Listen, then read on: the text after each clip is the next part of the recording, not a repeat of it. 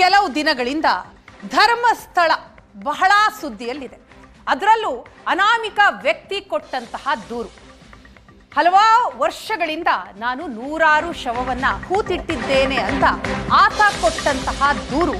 ಆ ಹಿನ್ನೆಲೆಯಲ್ಲಿ SIT ಕೂಡ ರಚನೆಯಾಗಿದೆ. ಈಗ SIT ತನಿಖೆ ಚುರುಕುಗೊಂಡಿದೆ.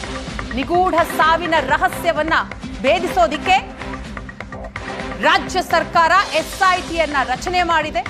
ಇವತ್ತು SIT ಅನಾಮಿಕ ದೂರುದಾರನ ವಿಚಾರಣೆಯನ್ನು ಕೂಡ ಮಾಡ್ತಾ ಇದೆ.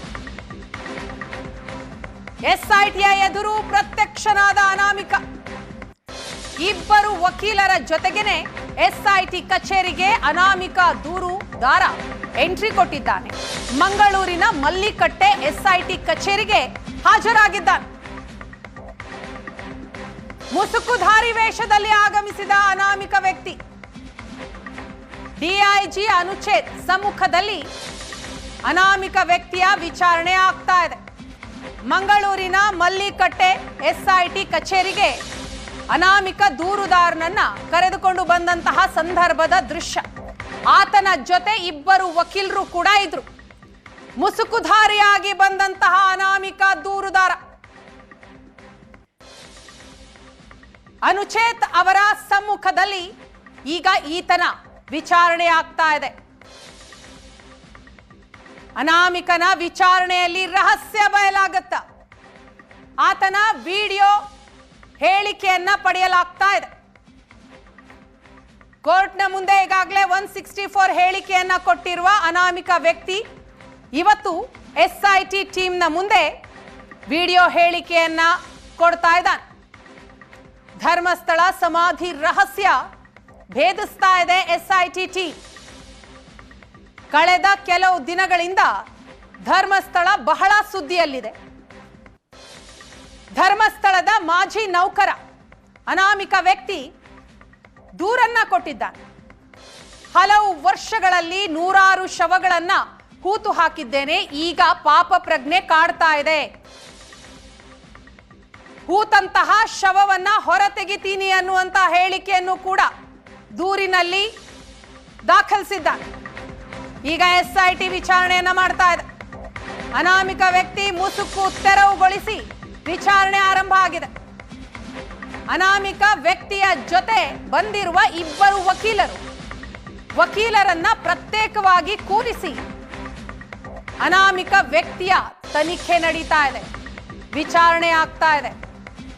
ಕೋರ್ಟ್ ಮುಂದೆ 164 ಹೇಳಿಕೆ ನೀಡಿರುವಂತಹ ದೂರುದಾರ ಇದೇ ಮೊದಲ ಬಾರಿಗೆ SITಯ ಎದುರು ವಿಡಿಯೋ ಹೇಳಿಕೆಯನ್ನ ದಾಖಲು ಮಾಡ್ತಾ ಇದೆ. ಅನಾಮಿಕ ಕೊಡುವಂತಹ ದೂರು ಬಹಳ ಮುಖ್ಯ. ಹೂತಿಟ್ಟ ಶವಗಳ ಮಹಜರಿಗೂ ಮುನ್ನ ಮಹತ್ವದ ತನಿಖೆ ಆಗ್ತಾ ಇದೆ. ಇದೇ ಮೊದಲ ಬಾರಿಗೆ SITಯ ಮುಂದೆ ಅನಾಮಿಕ ದೂರುದಾರ ತನ್ನ ಹೇಳಿಕೆಯನ್ನ ಕೊಡ್ತಾ ಇರೋದು. ಅನುಚೇತ್ ಅವರ ಸಮ್ಮುಖದಲ್ಲಿ ವಿಡಿಯೋ ಹೇಳಿಕೆ ದಾಖಲಾಗ್ತಾ ಇದೆ. ಕೋರ್ಟ್ನ ಮುಂದೆ ಈಗಾಗಲೇ ಈ ವ್ಯಕ್ತಿ 164 ಹೇಳಿಕೆಯನ್ನ ಕೊಟ್ಟಾಗಿದೆ. SIT ತನಿಖೆಯನ್ನ ಮಾಡ್ತಾ ಇರುವ ಹಿನ್ನೆಲೆಯಲ್ಲಿ ಈಗ SIT ಮುಂದೆಯೂ ಕೂಡ ಈ ವ್ಯಕ್ತಿಯ ಹೇಳಿಕೆಗಳು ದಾಖಲಾಗ್ತಾ ಇದೆ.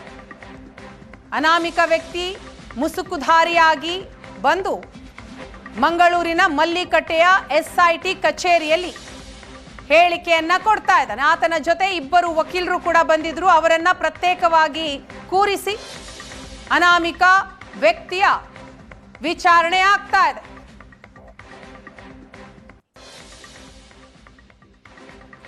ಅನಾಮಿಕನ ಇತಿಹಾಸ ಕೆದಕೋದಿಕ್ಕೆ ಈಗ SIT ಕೂಡ ಮುಂದಾಗಿದೆ.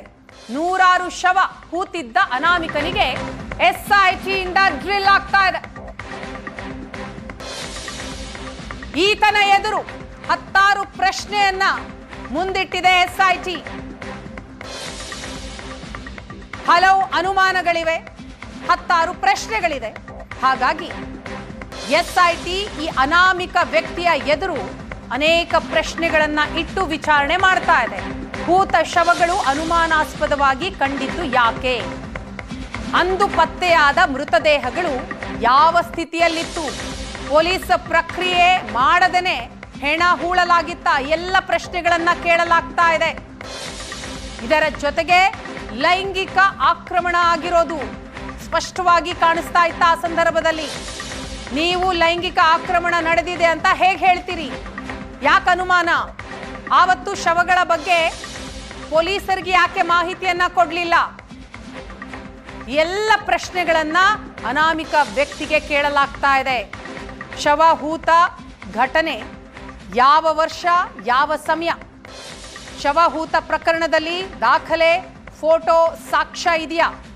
ಈ ವಿಷಯವನ್ನು ಮೊದಲು ಯಾರ ಜೊತೆಗೆ ಹಂಚಿಕೊಂಡಿದ್ರಿ? ಈ ವಿಷಯ ಬಹಿರಂಗಪಡಿಸೋದಿಕ್ಕೆ ನಿಮ್ಮ ಮೇಲೆ ಯಾರ್ದಾದ್ರೂ ಒತ್ತಡ ಇದೆಯಾ? ಧರ್ಮಸ್ಥಳ ಬಿಟ್ಟು ಹೋಗಿದ್ಯಾಕೆ?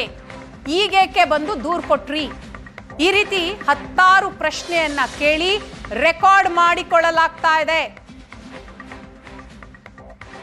ಅನುಚೇತ್ ಅವರ ಸಮ್ಮುಖದಲ್ಲಿ ಈ ಎಲ್ಲ ಪ್ರಶ್ನೆಗಳಿಗೆ ಉತ್ತರವನ್ನ ಪಡೆಯಲಾಗ್ತಾ ಇದೆ.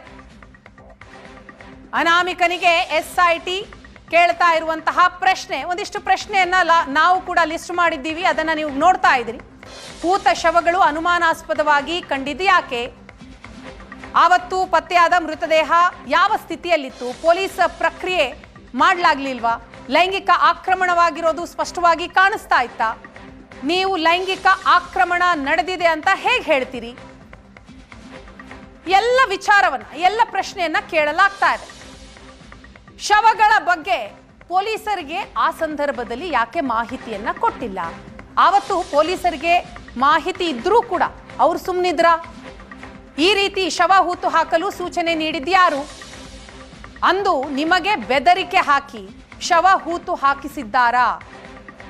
ಶವ ಹೂತ ಘಟನೆ ಯಾವ ವರ್ಷ, ಯಾವ ಸಮಯ ಹೇಳಿ? ಈ ಎಲ್ಲ ಪ್ರಶ್ನೆಗಳನ್ನ ಅನಾಮಿಕನಿಗೆ ಕೇಳಲಾಗ್ತಾ ಇದೆ. ಶವ ಹೂತ ಪ್ರಕರಣದಲ್ಲಿ ದಾಖಲೆ, ಫೋಟೋ, ಸಾಕ್ಷ್ಯ ಇದೆಯಾ? ಈ ವಿಷಯವನ್ನು ಮೊದಲು ಯಾರ ಜೊತೆ ನೀವು ಹಂಚಿಕೊಂಡಿದ್ರಿ? ಈ ವಿಷಯ ಬಹಿರಂಗಪಡಿಸೋದಿಕ್ಕೆ ಈಗ ನಿಮ್ಮ ಮೇಲೆ ಯಾರ್ದಾದ್ರೂ ಒತ್ತಡ ಇದೆಯಾ? ಧರ್ಮಸ್ಥಳ ಬಿಟ್ಟು ಹೋಗಿದ್ಯಾಕೆ? ಈಗ ದೂರು ಕೊಟ್ರಿ ಯಾಕೆ? ಈ ಎಲ್ಲ ಅನುಮಾನಗಳಿಗೆ ಆತನ ಬಳಿಯಿಂದಲೇ ಉತ್ತರ ಪಡೆದುಕೊಳ್ಳುವ ಪ್ರಯತ್ನ SIT ಇಂದ ಆಗ್ತಾ ಇದೆ.